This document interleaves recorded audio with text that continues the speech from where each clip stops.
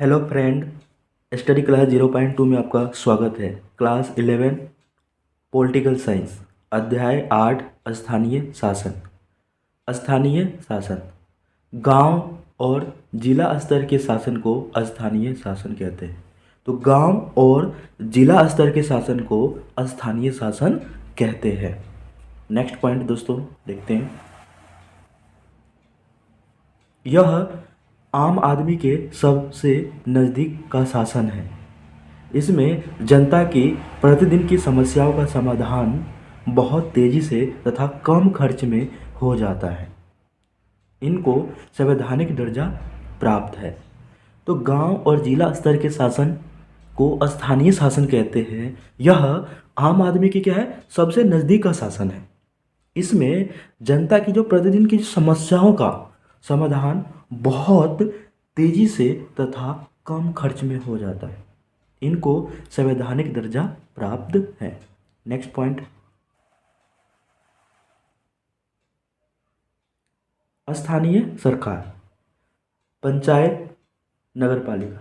दोस्तों पंचायत कहाँ होता है? गांव में होता है। नगर पालिका शहर में होता है। पंचायत को 3 भागों में डिवाइड किया गया है: जिला परिषद, ग्राम पंचायत, ग्राम सभा।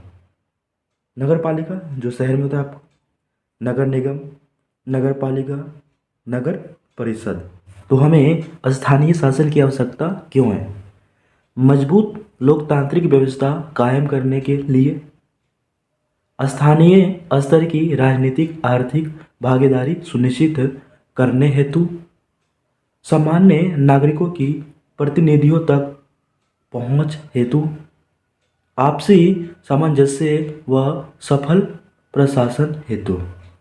तो मजबूत लोकतांत्रिक व्यवस्था कायम करने के लिए, स्थानीय स्तर की राजनीतिक आर्थिक भागीदारी सुनिश्चित करने हेतु, सामान्य नागरिकों की प्रतिनिधियों तक पहुंच हेतु, आपसी सामंजस्य व सफल प्रशासन हेतु। नेक्स्ट पॉइंट है दोस्तों,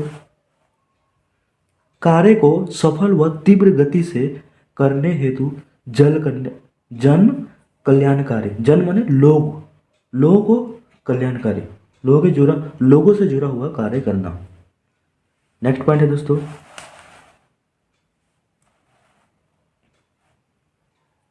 भारत में स्थानीय शासन का विकास।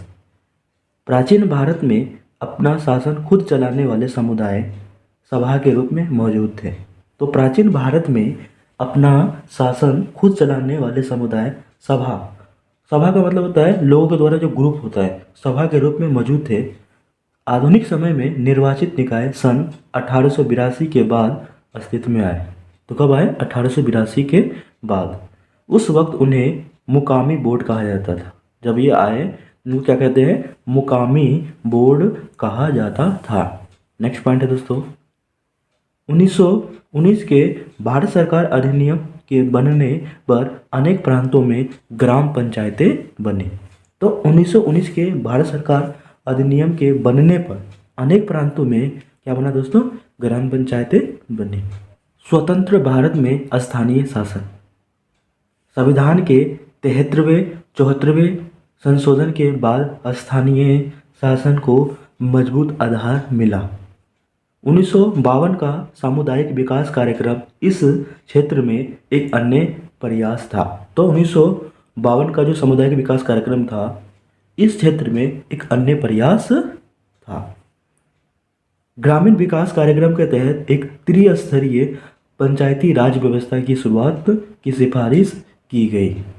नेक्स्ट पॉइंट है दोस्तों, बात करते हैं।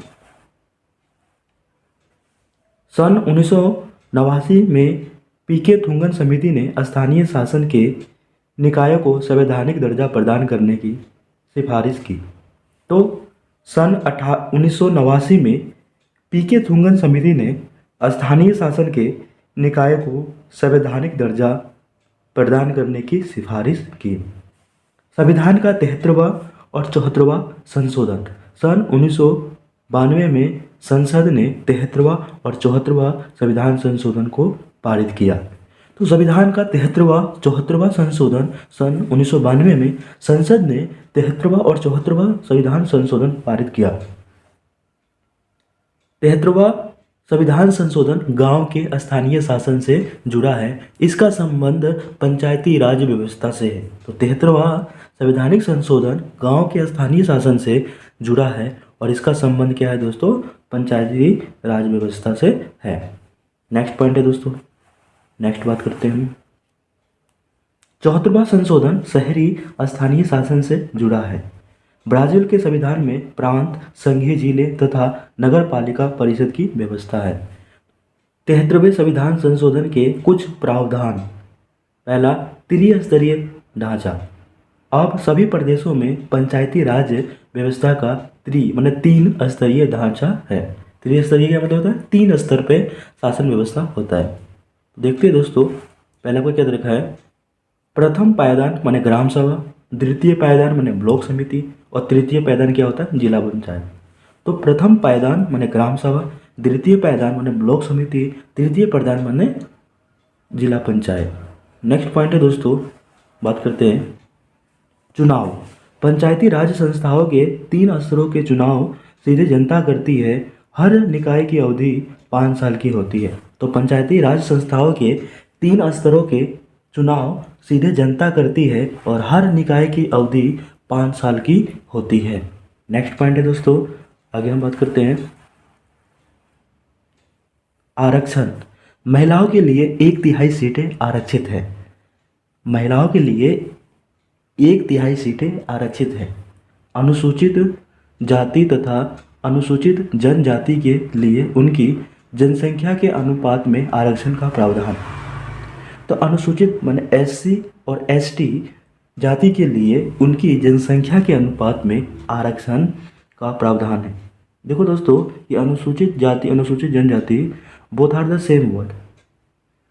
यदि प्रदेश की सरकार चाहे तो अन्य पिछड़ा वर्ग माने OBC, अदर बैकवर्ड कास्ट बोलते हैं। OBC, O माने अदर, B माने बैकवर्ड और C माने कास्ट को सीट में आरक्षण दे सकती है। नेक्स्ट पॉइंट, इस आरक्षण का लाभ हुआ कि आज महिलाएं सरपंच के पद पर कार्य कर रही है।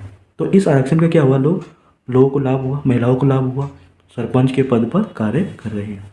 भारत के अनेक प्रदेशों के आदिवासी जनसंख्या वाले क्षेत्रों को 73वें संविधान के प्रावधानों से दूर रखा गया है, परंतु सन 1996 में अलग कानून बनाकर पंचायती राज के प्रावधानों में इस क्षेत्रों को भी शामिल कर लिया गया है। तो भारत के अनेक प्रदेशों में आदिवासी जनसंख्या वाले क्षेत्रों को 73वें संविधान संशोधन के प्रावधानों से दूर रखा गया है, परंतु सन 1996 में अलग कानून बनाकर पंचायती राज के प्रावधानों में इस क्षेत्र को भी शामिल कर लिया गया है। नेक्स्ट पॉइंट है आपका राज्य चुनाव आयुक्त। प्रदेशों के लिए यह जरूरी है कि वे एक राज्य चुनाव आयुक्त नियुक्त करें। तो प्रदेशों के लिए यह जरूरी है कि वे एक राज्य चुनाव आयुक्त नियुक्त करें। इस चुनाव आयुक्त की जिम्मेदारी पंचायती राज संस्थाओं की आर्थिक स्थिति की जानकारी रखेगा। तो इस चुनाव आयुक्त की जिम्मेदारी पंचायती राज संस्थाओं की आर्थिक स्थिति की जानकारी रखेगा। नेक्स्ट पॉइंट है राज्य वित्त आयोग। प्रदेशों की सरकारों के लिए जरूरी है हर 5 वर्ष पर एक प्रादेशिक वित्त आयोग बनाएं। तो क्या देखा है दोस्तों कि प्रदेशों की सरकार के लिए जरूरी है कि हर 5 वर्ष पर एक प्रादेशिक वित्त आयोग बनाएं। और क्या है इसमें, यह आयोग प्रदेश में मौजूद स्थानीय स्वयं की संस्थाओं की आर्थिक स्थिति की जानकारी रखेगा। तो यह आयोग प्रदेश में मौजूद स्थानीय शासन की संस्थाओं की आर्थिक स्थिति की जानकारी रखेगा। 74वां संशोधन 74वें संशोधन का संबंध शहरी स्थानीय शासन से है, अर्थात नगर पालिका से है। शहरी इलाका ऐसे इलाके में कम से कम 5000 की जनसंख्या हो। दूसरा, कामकाजी पुरुषों में कम से कम 75% खेतीबाड़ी से अलग काम करते हैं। तो क्या करेगा दोस्तों कि शहरी इलाका पहला है, ऐसे इलाके में कम से कम 5000 की जनसंख्या हो। दूसरा, कामकाजी पुरुषों में कम से कम 75% माने खेती के काम से जुड़ा हो। तीसरा पॉइंट, जनसंख्या का घनत्व कम से कम 400 व्यक्ति प्रति वर्ग किलोमीटर हो। तो प्रति वर्ग किलोमीटर का मतलब प्रति इकाई क्षेत्र में रहने वाले व्यक्तियों की संख्या को हम जनसंख्या घनत्व कहते हैं। तो 400 व्यक्ति प्रति वर्ग किलोमीटर हो। 73वें संशोधन के सभी प्रावधान मसलन प्रत्यक्ष चुनाव, आरक्षण, विषयों का हस्तांतरण, प्रादेशिक चुनाव आयुक्त और प्रादेशिक वित्त आयोग 74वें संशोधन में शामिल है। जितने भी जो संशोधन है आपको दोस्तों कि 73वें संशोधन के सभी जो प्रावधान है वो 74वें संशोधन में एज इट इज है। उसके बाद नगर पालिका पर लागू होते हैं। नेक्स्ट पॉइंट आपका, विषयों का हस्तांतरण। संविधान के संशोधन ने 29 विषय को स्थानीय शासन के हवाले किया है। ये सारे विषय स्थानीय विकास तथा कल्याण की जरूरतों से संबंधित है। तो संविधान के संशोधन ने 29 विषय को स्थानीय शासन के हवाले किया है और ये सारे विषय स्थानीय विकास तथा कल्याण की जरूरतों से संबंधित है। नेक्स्ट पॉइंट है आपका, स्थानीय शासन के समक्ष समस्याएं। धन का अभाव यानी पैसे का अभाव होता है। वित्तीय मदद के लिए सरकार पर निर्भर, तो वित्तीय मदद के लिए किस पर निर्भर होता है? सरकार पे। तीसरा पॉइंट है आय से अधिक खर्च, माने आय कम होता है खर्च अधिक होता है। चौथा पॉइंट है जनता का जागरूक ना होना, तो जनता क्या है? जागरूक ना होना। नेक्स्ट पॉइंट दोस्तों, ये क्वेश्चन बहुत ही इम्पोर्टेंट है, बहुत ही इम्पोर्टेंट है। ग्राम सभा का सदस्य कौन व्यक्ति होता है? वे सभी जो 18 वर्ष की आयु प्राप्त कर चुके व्यक्ति जो ग्राम पंचायत के चुनाव में वोट डालने के अधिकारी हैं। तो वे सभी जो 18 वर्ष की आयु प्राप्त कर चुके व्यक्ति जो ग्राम पंचायत के चुनाव में वोट डालने के अधिकारी हैं। स्थानीय शासन के विषय 11वीं अनुसूची के कुछ विषय हैं। तो स्थानीय शासन के विषय दे रखा है दोस्तों 11वीं अनुसूची में कुछ विषय है, उसके बारे में आपको मैं बता रहा हूँ। पहला सड़कें, दूसरा ग्रामीण विकास, तीसरा पुस्तकालय, चौथा लघु उद्योग, पांचवा तकनीकी प्रशिक्षण, छठा सिंचाई। नेक्स्ट पॉइंट है दोस्तों, सातवां महिला बाल विकास, आठवां कृषि, नौवां गरीबी उन्मूलन,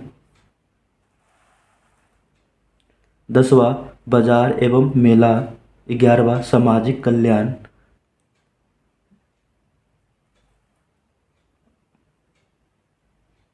12वां ग्रामीण विद्युतीकरण, 13वां कमजोर तबकों का कल्याण, 15वां शिक्षा। तो क्या है दोस्तों, पहला है आपका सड़कें, दूसरा है ग्रामीण विकास, तीसरा है पुस्तकालय, चौथा है लघु उद्योग, पांचवा है तकनीकी प्रशिक्षण, छठा है सिंचाई, सातवां है महिला बाल विकास, आठवां कृषि, नौवां गरीबी उन्मूलन, 10वां बाजार एवं मेला, 11वां सामाजिक कल्याण, 12वां ग्रामीण विद्युतीकरण, 13वां कमजोर तबकों का कल्याण, 14वां शिक्षा। नेक्स्ट पॉइंट,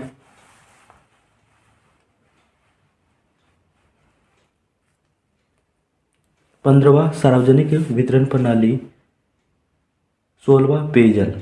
तो 15वां क्या है? सार्वजनिक वितरण प्रणाली, जिसे पीडीएस सबको राशन मिलता है, और 16वां है पेयजल माने पीने के पानी स्वच्छ। दोस्तों अगर ये वीडियो आपको अच्छा लग रहा है लाइक सब्सक्राइब एंड शेयर कीजिएगा। जय हिंद, जय भारत।